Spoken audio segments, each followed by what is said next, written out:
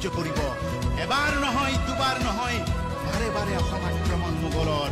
শ্যামলী আই অসমীৰ ওপৰত দিল্লীৰ লালসাৰ দৃষ্টি অতি পুৰণি কালৰ। বুৰঞ্জীয়ে ধুপি হোৱা কালৰেই 17 বাৰ অসম আক্ৰমণ মোগলৰ। খ্ৰীষ্টাব্দ 1206 সুদূৰ আফগানমূলৰ পৰা মুছলমানৰ প্ৰথম কামৰূপ আক্ৰমণ মহম্মদ বখতিয়াৰ খিলজী বাহিনীৰ। অৱশ্যে সেই খিলজী বাহিনী ধ্বংস হৈছিল তলাভাজেন অসমীয়া সৈন্যৰ প্ৰচণ্ড অগ্নিশক্তি। বহু দুৰ্যোগ পাৰ হ'ল অসমীয়া আইৰ মূৰৰ।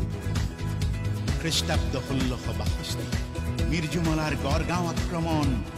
গড়গাঁও গ'ল, গুৱাহাটী হেৰাল।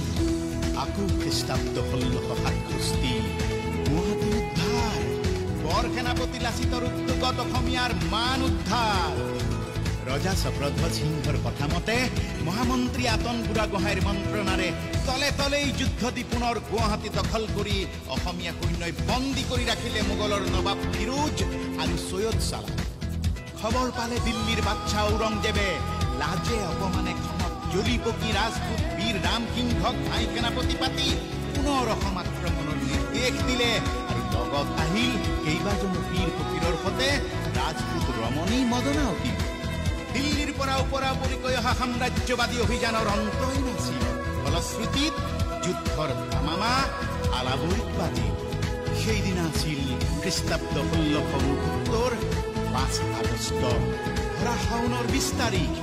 আলাবৈ পৰ্বতৰ দক্ষিণে দদৰা বছৰীয়া দলিবাৰী আজ্ঞাধুৰী এই বৃহৎ পথাৰৰ মাজখণ্ডতেই আহোম আৰু মোগল সৈন্যৰ তয়াময়া ৰণ।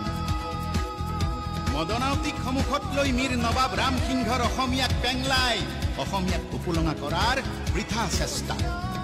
খাৱৈ খান্দি অসমীয়াৰ কৌশলী ৰণ। লুইতৰ পাৰলৈকে মোগল শত্ৰুৰ পলায়ন। হেৰ' মদনাৱতীৰো গুলীত প্ৰাণ গ'ল। লুথুৰি ৰাজখোৱাৰ হাতত আকৌ মীৰ নবাব বন্দী হ'ল।